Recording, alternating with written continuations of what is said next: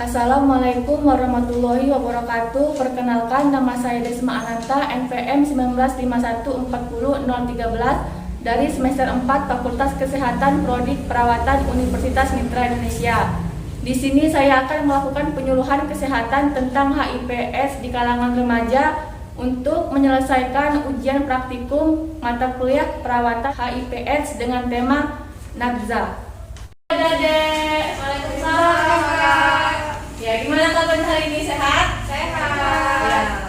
Sebelumnya, perkenalkan, nama kakak Desma Ananta, kakak dari Universitas Mitra Indonesia. Di sini kakak akan melakukan penyuluhan tentang HIV/AIDS yang bertema NABZA ya. Kakak di sini minta waktunya 30 menit ya, Dek ya? Iya. Sebelumnya kakak mau kenalan dulu nih sama adik-adik. Yang ini namanya siapa? Yang ini? Maria, Kak. Yang ini? Iya, Kak. Oh iya. Kamu mulai ya, Dek ya? Iya.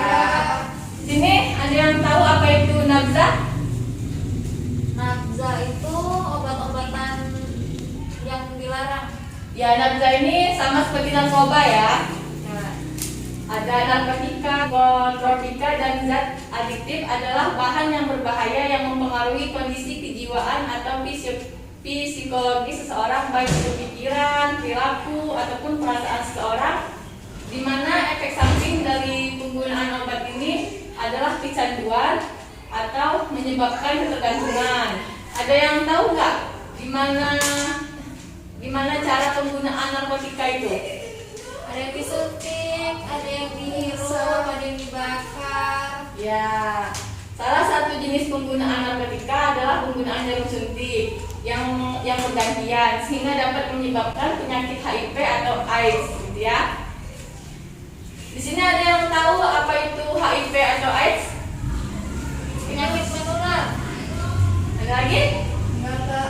Ya, HIV itu adalah virus yang merusak sistem kekebalan tubuh ya, dengan menginfeksi dan menghancurkan sel CD4.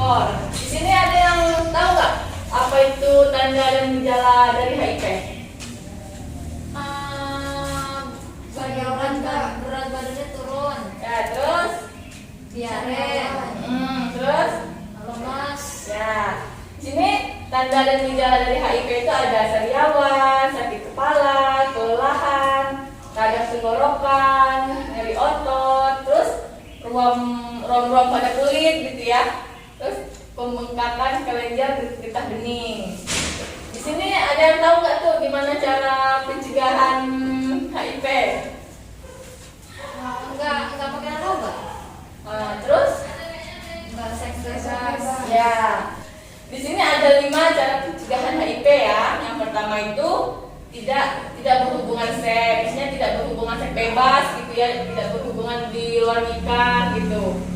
Terus ada jangan gonta-ganti pasangan gitu ya, setia sama satu pasangan gitu. Kalau udah nikah ya udah sama itu aja, jangan gonta-ganti gitu ya. Terus yang ketiga itu memakai kondom. Cuman kondom ini nggak diharuskan ya, untuk kita tuh enggak, cuman untuk yang sebenarnya kondom ini untuk yang udah nikah aja sih, buat jaga gitu kan.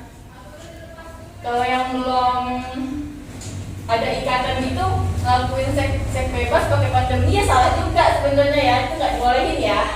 Jangan coba-coba gitu, bahaya. Terus yang keempat itu tidak menggunakan jarum suntik bergantian. Mungkin ada yang tahu kenapa nggak boleh bergantian gitu pakai jarum suntiknya? Ya, dapat menularkan virus gitu ya. Apalagi misalnya jarum suntiknya habis dipakai orang yang kena HIV, terus kita pakai ya tentunya kena juga gitu. Terus yang kelima itu aktif mencari informasi.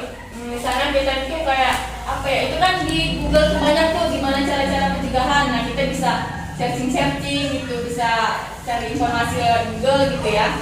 Di sini ada yang tahu nggak jenis-jenis narkoba itu apa? Sabu, Kak.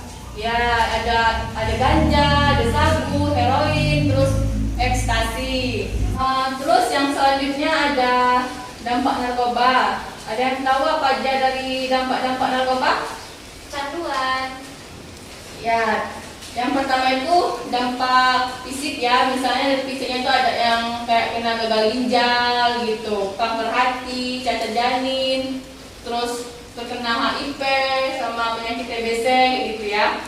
Terus dampak psikologisnya ada yang tahu nggak? Dampak psikologis dari narkoba? Pendiam masuk psikologis. Ya bisa juga. Dampak psikologis itu yang pertama itu emosi tidak terkendali gitu ya, sering ya kayak orang gila gitu ya kalau misalnya dia marah-marah gitu. Terus curiga berlebihan, selalu berbohong, nggak pernah nggak pernah ngomong jujur gitu, selalu bohong aja gitu. Terus tidak merasa aman, selalu gelisah gitu ya. Dampak sosialnya dia tahu? Dikucilkan. Ya, selanjutnya dampak sosial. Yang pertama itu kayak merasa dikucilin gitu ya, mungkin karena dia kayak bawa buruk gitu. Yang kedua mengganggu ketertiban umum, misalnya kalau dia marah-marah gitu. Orang kalau kena narkoba itu kalau marah itu kayak nggak sadar gitu ya, marah-marahnya itu entah dia yang kayak melempar barang atau mukul gitu. Terus yang selanjutnya cara mengatasi bahaya narkoba. Ini misalnya di lingkungan keluarga, sering berikan kasih sayang gitu, perhatian, jangan kayak dicuekin gitulah ya, diasingin gitu di dalam keluarga itu. Terus tanamkan norma dan nilai moral sejak dini, itu tuh penting. Kalau misalnya sejak dini aja nggak dilajarin, ya gimana gitu ya. Terus selanjutnya di lingkungan sekolah. Di lingkungan sekolah nih, gimana cara mengatasi narkoba? Ikut penyuluhan Kak. Ya, melakukan edukasi mengenal bahayanya narkoba. Nah, kalau di lingkungan masyarakat ini, kalau misalnya kita tahu nih si A ini pakai narkoba gitu, kita itu kayak inisiatif kayak lapor kepada pihak yang berwajib gitu jika menemukan hal yang mencurigakan mengenai peredaran dan penyakit gitu. Jangan kita tahu dia pakai narkoba terus kita diemin gitu, kayak kita kayak kita lindungin gitu loh ya. Nah, dari sini ada yang mau ditanyain nggak? Cukup Kak. Udah paham? Paham. Udah deh, kakak yang nanya ya. Oke. Ini kakak mau tanya, gimana sih cara mengonsumsi narkoba itu, ada yang tahu nggak? Ada Kak tahu. Apa Widya?